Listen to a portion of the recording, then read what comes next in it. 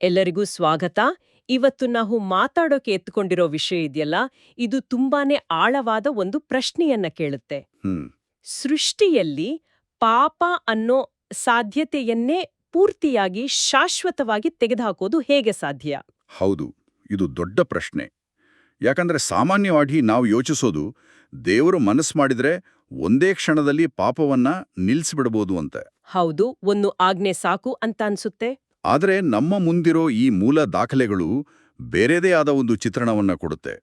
ಇದು ದೇವರ ಆಜ್ಞೆಯ ಬಗ್ಗೆ ಮಾತ್ರ ಮಾತಾಡೋದಿಲ್ಲ, ಬದಲಾಗಿ ಸೃಷ್ಟಿಕರ್ತನ ಪ್ರೀತಿ, ಆಮೇಲೆ ಶಿಲುವೆಯ ಪಾತ್ರ ಹ್ಮ್ ಮತ್ತು ಎಲ್ಲಕ್ಕಿಂತ ಮುಖ್ಯವಾಗಿ ಸ್ವತಂತ್ರ ಇಚ್ಛೆಯನ್ನು ಬಳಸಿಕೊಂಡು ಪಾಪರಹಿತ ಸ್ಥಿತಿಗೆ ತಲುಪುವ ಒಂದು ದೀರ್ಘ ಪ್ರಕ್ರಿಯೆ ಬಗ್ಗೆ ವಿವರಿಸುತ್ತೆ. ಸರಿಯಾಗಿ ಹೇಳಿದ್ರಿ. ನಾವಿವತ್ತಿದನ್ನ ಯಾಕೆ ಚರ್ಚೆ ಮಾಡ್ತಾ ಇದ್ದೀವಿ ಅಂದ್ರೆ, ಈ ಪ್ರೀತಿ ಮತ್ತು ಸ್ವತಂತ್ರ ಇಚ್ಛೆಯ ನಡುವಿನ ಈ ಸಂಕೀರ್ಣ ಸಂಬಂಧವನ್ನ ಅರ್ಥ ಮಾಡ್ಕೊಳ್ಳೋದು. ಹೌದು, ಮತ್ತು ಈ ಪಠ್ಯದ ಪ್ರಕಾರ ಪಾಪ ಮಾಡುವ ಬಯಕೆಯೇ ಇಲ್ಲವಾಗುವ ಸ್ಥಿತಿಯನ್ನ ಸೃಷ್ಟಿಗಳು ಹೇಗೆ ತಲುಪ್ತಾರೆ ಅನ್ನೋದನ್ನ ಬಿಡಿಸಿ ನೋಡೋದು. ಅಂದ್ರೆ ಇಲ್ಲಿ ಪರಿಹಾರ ಕೇವಲ ಕ್ಷಮೆಯಲ್ಲ ಅಲ್ವಾ? ಖಂಡಿತ ಇಲ್ಲ. ಅದು ಸೃಷ್ಟಿಗಳ ಮನಸ್ಥಿತಿಯನ್ನೇ ಶಾಶ್ವತವಾಗಿ ಬದಲಾಯಿಸೋ ಒಂದು ಪ್ರಕ್ರಿಯೆ. ಇದು ಹೇಗೆ ಸಾಧ್ಯ ಅನ್ನೋದೇ ಈ ಚರ್ಚೆಯ ಕೇಂದ್ರಬಿಂದು. ಸರಿ, ಹಾಗಾದ್ರೆ ಶುರು ಮಾಡೋಲ್ಲ? ಖಂಡಿತ. ಇಲ್ಲಿ ಕುತೂಹಲಕಾರಿ ಅಂಶ ಅಂದ್ರೆ ಇದು ಬಲವಂತದ ವಿಧೇಯತೆ ಅಲ್ಲ, ಬದಲಾಗಿ ಸೃಷ್ಟಿಗಳು ತಾವಾಗಿಯೇ ಸ್ವೈಚ್ಛೆಯಿಂದ ಪಾಪವನ್ನ ತಿರಸ್ಕರಿಸುವ ಒಂದು ಹಂತಕ್ಕೆ ಬರ್ತಾರೆ ಅಂತ ಈ ಪಠ್ಯ ಹೇಳುತ್ತೆ. ಓ, ಅದೇ ಇಂಟ್ರೆಸ್ಟಿಂಗ್. ಸೊ ಈ ಪಯಣದ ಮೊದಲ ಹೆಜ್ಜೆ ಯಾವುದು? ಪಠ್ಯದ ಪ್ರಕಾರ ಎಲ್ಲವೂ ಶುರುವಾಗೋದು ಪಾಪದ ಪರಿಣಾಮಗಳನ್ನ ನೇರವಾಗಿ ಅರ್ಥ ಮಾಡ್ಕೊಳ್ಳೋದ್ರಿಂದ ಅಲ್ವಾ? ಹೌದು. ಮೊದಲಿಗೆ ಪಠ್ಯ ಒಂದು ಪ್ರಮುಖ ಅಂಶವನ್ನ ಮುಂದಿಡುತ್ತೆ. ಸೃಷ್ಟಿಗಳು ಪಾಪದ ನೇರ ಪರಿಣಾಮಗಳನ್ನ ಕೇವಲ ಕೇಳಿ ತಿಳಿಯೋದಲ್ಲ, ಕಣ್ಣಾರೆ ನೋಡ್ತಾರೆ. ಕಣ್ಣಾರೆ ನೋಡ್ತಾರೆ. ಹೌದು. ಮೂಲ ಪಠ್ಯವು ಇದನ್ನ ಹೇಡಸ್ ಅಂತ ಕರೆಯುತ್ತೆ. ಇಲ್ಲಿ ಹೇಡಸ್ ಅಂದ್ರೆ ನರಕದ ಬೆಂಕಿಯನ್ನೋ ಅರ್ಥಕ್ಕಿಂತ ಹೆಚ್ಚಾಗಿ ದೇವರೊಂದಿಗಿನ ಸಂಪರ್ಕ ಕಡಿದುಕೊಂಡಾಗ ಉಂಟಾಗುವ ಅರಾಜಕತೆ, ನೋವು ಮತ್ತು ಗೊಂದಲವ ಸ್ಥಿತಿ. ಓ, ಹಾಗಾದ್ರೆ ಇದು ಕೇವಲ ನಿಯಮ ಮುರಿದಿದ್ದಕ್ಕೆ ಸಿಗೋ ಶಿಕ್ಷೆ ಅಲ್ಲ? ಇಲ್ಲ. ಬದಲಾಗಿ ಆ ಪ್ರೀತಿಯ ಸಂಬಂಧವನ್ನು ಮುರಿದುಕೊಂಡಿದ್ದರ ಸ್ವಾಭಾವಿಕ ಫಲಿತಾಂಶವನ್ನು ಕಣ್ಣಾರೆ ಕಾಣುವುದು. ನಿಖರವಾಗಿ. ಇದನ್ನ ಹೀಗೆ ಯೋಚಿಸಬಹುದು. ಒಬ್ಬ ಮಗು ಬಿಸಿ ಸ್ಟವ್ ಮುಟ್ಟಬಾರ್ದು ಅಂತ ತಾಯಿ ಹೇಳಿದಾಗ ಅದು ಕೇಳೋದಿಲ್ಲ. ಆದ್ರೆ ಒಮ್ಮೆ ಮುಟ್ಟಿ ಕೈ ಸುಟ್ಕೊಂಡ ನಂತರ ಆ ಮಗುವಿಗೆ ಸ್ಟವ್ ಮೇಲಿನ ಭಯಕ್ಕಿಂತ ಹೆಚ್ಚಾಗಿ ತಾಯಿಯ ಮಾತು ನನ್ನ ಒಳಿತಿಗಾಗಿತ್ತು ಎಂಬ ತಿಳುವಳಿಕೆ ಬರುತ್ತೆ. ಹೌದು.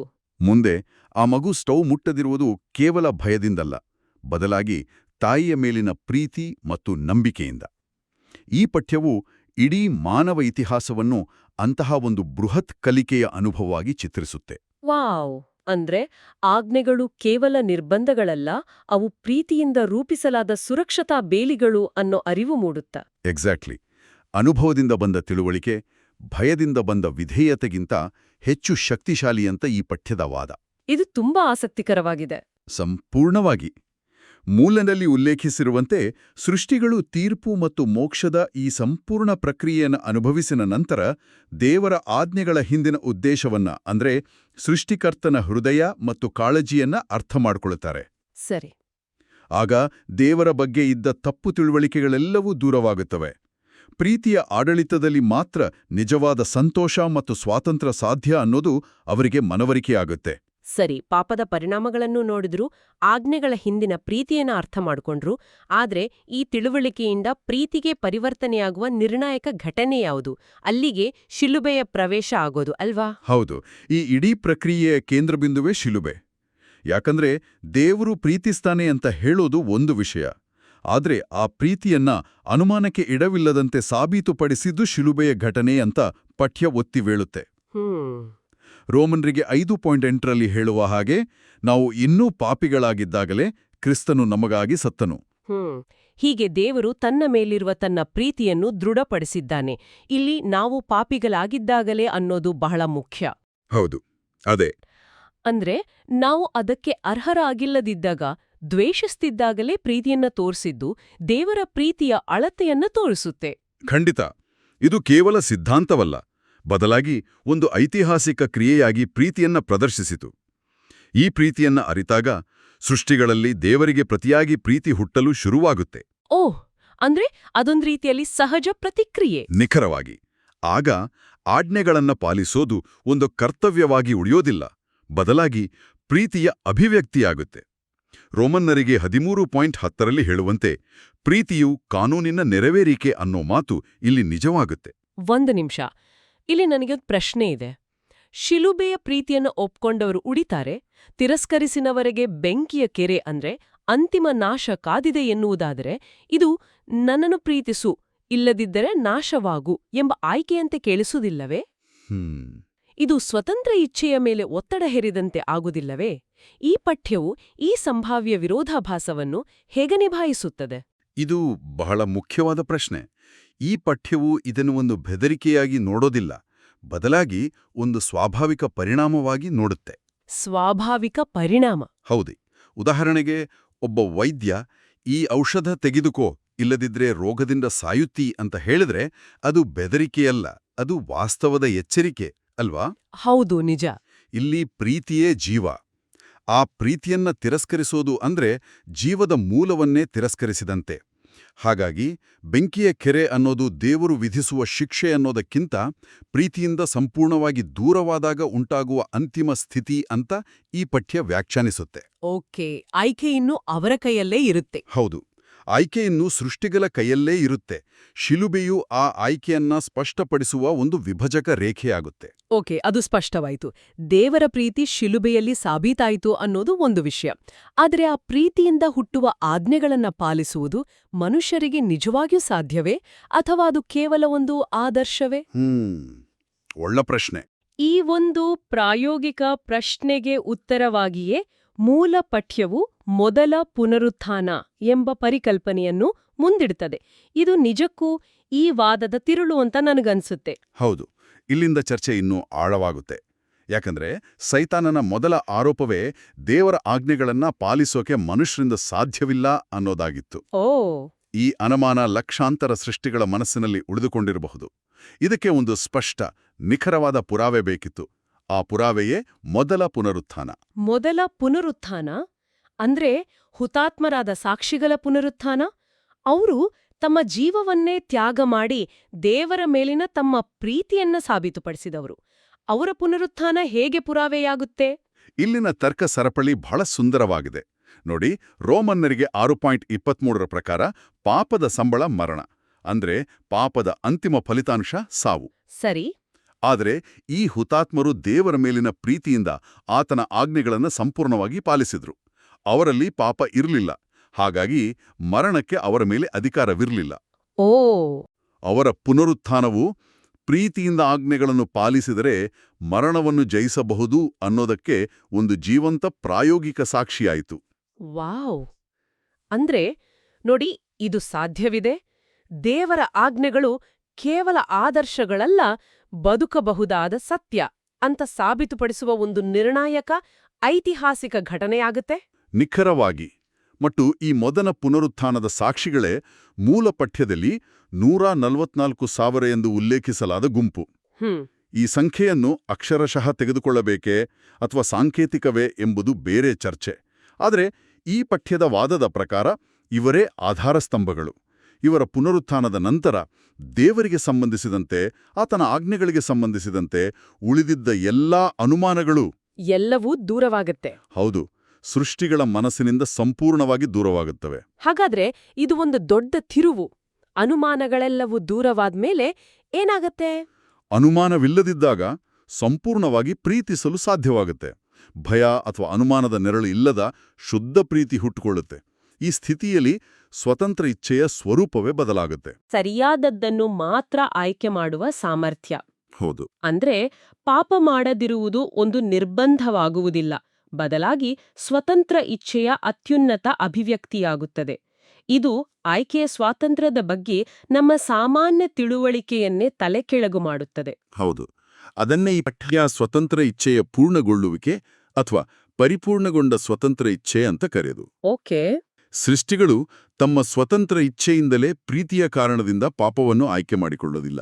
ಯಾಕಂದ್ರೆ ಪಾಪದ ಭೀಕರತೆಯನ್ನ ಅವರು ನೋಡಿದ್ದಾರೆ, ಪ್ರೀತಿಯ ಸೌಂದರ್ಯವನ್ನ ಅನುಭವಿಸಿದ್ದಾರೆ ಮತ್ತು ಆಜ್ಞೆಗಳ ಸತ್ಯಾಸತ್ಯತೆಯನ್ನ ಪುರಾವೆಯ ಮೂಲಕ ಖಚಿತಪಡಿಸಿಕೊಂಡಿದ್ದಾರೆ. ಇಷ್ಟೆಲ್ಲ ಆದ್ಮೇಲೆ ಪಾಪವನ್ನ ಆಯ್ಕೆ ಮಾಡೋದು ತರ್ಕಹೀನ ಅನ್ಸುತ್ತೆ. ಹೌದು, ತರ್ಕಹೀನ ಮತ್ತು ಪ್ರೀತಿಹೀನ ಅಂತ ಅನ್ಸುತ್ತೆ. ಅಂದ್ರೆ ಪಾಪ ಮಾಡದಿರಲು ಆಯ್ಕೆ ಮಾಡುವ ಸ್ವಾತಂತ್ರ್ಯವನ್ನು ಅವರು ಬಳಸ್ತಾರೆ, ಯಾಕಂದ್ರೆ ಪ್ರೀತಿಯು ಅವರನ್ನು ಆ ದಿಕ್ಕಿನಲ್ಲಿ ನಡೆಸುತ್ತೆ. ಇದು ಬಲವಂತದ ವಿಧೇಯತೆಯಲ್ಲ. ಖಂಡಿತ ಇಲ್ಲ, ಬದಲಾಗಿ ಪ್ರೀತಿಯಿಂದ ಉಂಟಾಗುವ ಸ್ವಯಂ ಪ್ರೇರಿತ ಆಯ್ಕೆ. ಇದು ಅದ್ಭುತವಾಗಿದೆ. ಹೌದು, ಮತ್ತು ಈ ಮೊದಲ ಪುನರುತ್ಥಾನ ಸಂಭವಿಸಿದಾಗ ಮಹಾಪರಿಹಾರ ದಿನ ಅಂದ್ರೆ ಡೇ ಆಫ್ ಅಟೋನ್ಮೆಂಟ್ ಪ್ರಾರಂಭವಾಗುತ್ತೆ ಅಂತ ಮೂಲಗಳು ಹೇಳ್ತವೆ. ಎಲ್ಲಾ ಅನುಮಾನಗಳು ಮತ್ತು ಆರೋಪಗಳು ಪರಿಹಾರವಾಗುವ ದಿನ ಅದು. ಓಕೇ, ಇದು ಸ್ವತಂತ್ರ ಇಚ್ಛೆಯ ಪರಿಪೂರ್ಣತೆಯ ಬಗ್ಗೆ ಆಯ್ತು. ಆದ್ರೆ ಈ ಮೂಲ ಪಠ್ಯವು ಇದನ್ನೆಲ್ಲ ಒಂದು ನಿರ್ದಿಷ್ಟ ಕಾಲಕ್ರಮದಲ್ಲಿ ಇರಿಸುತ್ತದೆ. ಇದು ಕೂಡ ಬಹಳ ಕುತೂಹಲಕಾರಿಯಾಗಿದೆ. ಸೃಷ್ಟಿಯ 6000 ವರ್ಷಗಳ ಬಗ್ಗೆ ಮಾತನಾಡುತ್ತೆ ಅಲ್ವಾ? ಹೌದು, ಬೈಬಲ್ನ ತತ್ವದ ಪ್ರಕಾರ ಒಂದು ದಿನವು 1000 ವರ್ಷಗಳ ಹಾಗೆ ಎಂಬುದನ್ನು ಆಧರಿಸಿ ಈ ಪಠ್ಯವು ಮಾನವ ಇತಿಹಾಸವನ್ನು 6 ದಿನಗಳು ಅಥವಾ 6000 ವರ್ಷಗಳಾಗಿ ವಿಂಗಡಿಸುತ್ತೆ. 6 ದಿನಗಳು? ಹೌದು, ಇದರ ಪ್ರಕಾರ ನಾವು ಈಗ 6ನೇ ದಿನದ ಕೊನೆಯಲ್ಲಿದ್ದೇವೆ. ಮೂಲ ಪಠ್ಯವು 2023 ಇಸವಿಯನ್ನು ಈ 6ನೇ ದಿನದ ಅಂತ್ಯಕ್ಕೆ ಹತ್ತಿರವಿದೆ ಅಂತಲೂ ಉಲ್ಲೇಖಿಸುತ್ತೆ. ಹಾಗಾದ್ರೆ ಈ 6000 ವರ್ಷಗಳ ಉದ್ದೇಶವಾದರೂ ಏನು? ಈ 6000 ವರ್ಷಗಳ ಇತಿಹಾಸವೇ ಪಾಪದ ಪರಿಣಾಮಗಳನ್ನು ಸಂಪೂರ್ಣವಾಗಿ ಅನುಭವಿಸಲು ಮತ್ತು ದೇವರ ಪ್ರೀತಿಯನ್ನು ಶಿಲುಬೆಯ ಮೂಲಕ ಅರ್ಥಮಾಡಿಕೊಳ್ಳಲು ಸೃಷ್ಟಿಗಳಿಗೆ ನೀಡಿದ ಸಮಯ. ಓ, ಇದೊಂದು ರೀತಿಯಲ್ಲಿ ಇಡೀ ವಿಶ್ವವೇ ಒಂದು ತರಗತಿಯಾಗಿದ್ದಂತೆ. ಹೌದು, ಈ ಕಲಿಕೆಯ ಅವಧಿ ಮುಗಿದ ನಂತರವೇ ಮುಂದಿನ ಹಂತ ಪ್ರಾರಂಭವಾಗುತ್ತೆ. ಮುಂದಿನ ಹಂತ ಅಂದ್ರೆ 7ನೇ ದಿನವೇ? ಹೌದು, 7ನೇ ದಿನ ಅಂದರೆ 7ನೇ 1000 ವರ್ಷ.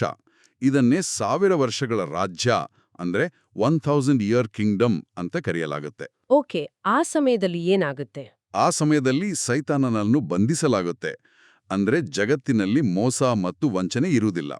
ಇದು ಒಂದು ಶಾಂತಿಯುತ ಮತ್ತು ನ್ಯಾಯಯುತ ಆಡಳಿತದ ಕಾಲವಾಗಿರುತ್ತೆ.